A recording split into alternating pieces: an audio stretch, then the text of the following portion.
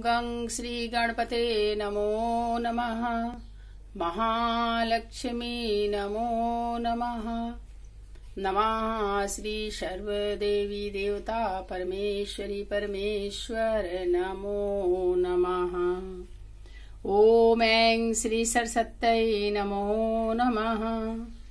श्वेत पद्मासना देवी श्वेत पुष्पोपशोभिता श्वेतांबरधरा नित्या श्वेत गंधानुलेपना श्वेताक्ष सूत्रहस्त च श्वेत चंदन च रचिता श्वेत वीणाधरा शुभ्रा श्वेताभरण भूषिता वंदिता सिद्ध गंधर्वै अरचयिता देवदानवै पूज्यता ऋषिभिः सर्वैः मुनिभिः स्तुते सदा स्तोत्रेणानेन तां देवीं जगद्धात्री सरस्वती ये स्मरन्ति सदा भक्त्या तेषां विद्या भवेद् ध्रुवम्।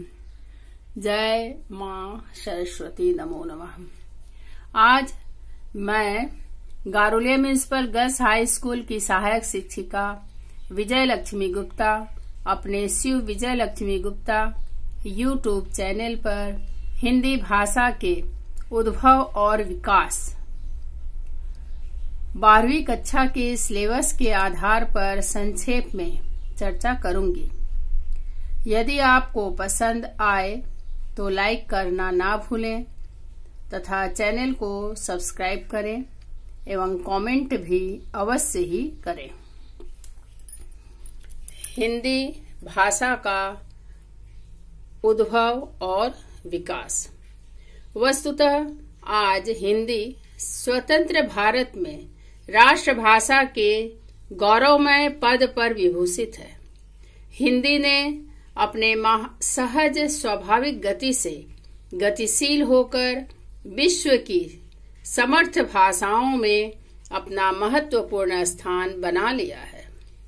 आज यह किसी भी साहित्यिक विधा को व्यक्त करने में पूर्णतया समर्थ है। हिंदी भाषा का उद्भव। हिंदी भाषा का जन्म अथवा उद्भव आधुनिक भारतीय आर्य भाषा के सौरसेनी अर्धमागधी तथा मागधी के अपभ्रंश रूपों से हुआ है। विद्वानों ने हिंदी के उद्भव का समय भी 10वीं शताब्दी के आसपास होना स्वीकार किया है। हिंदी 8 बोलियों ब्रज, खड़ी बोली, बुंदेली, हरियाणी, कन्नौजी, अवधी, बघेली, छत्तीसगढ़ी का सामूहिक नाम है। हिंदी शब्द का संकुचितम अर्थ है खड़ी बोली।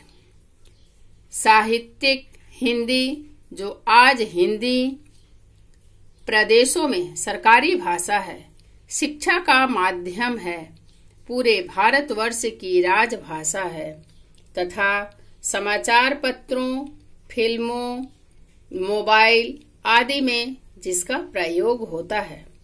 हिंदी भाषा का विकास। भाषा के ऐतिहासिक विकास की दृष्टि से हिंदी भाषा के 1000 वर्षों के इतिहास को 3 कालों में विभाजित किया जा सकता है। प्रथम आदिकाल 1000 ईस्वी से 1500 ईस्वी तक। द्वितीय मध्यकाल 1500 ईस्वी से 1800 ईस्वी तक। आधुनिक काल 1800 ईस्वी से अब तक। आदिकाल में अपभ्रंश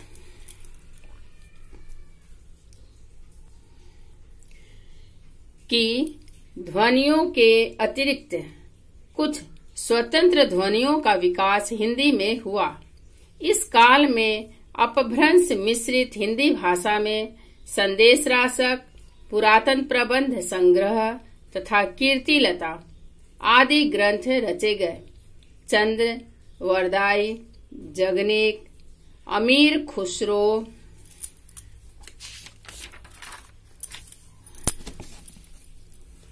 विद्यापति, नरपति नाल्हा आदि इस युग के प्रमुख कवि हैं।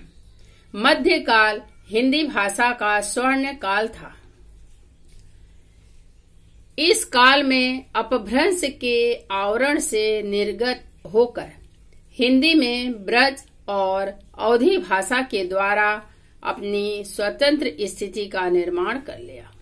इस काल के प्रमुख कवियों में जायसी, तुलसीदास, मीराबाई, सूरदास, रसखान, रैदास, कबीरदास, घनानंद आदि का नाम विशेष उल्लेखनीय है।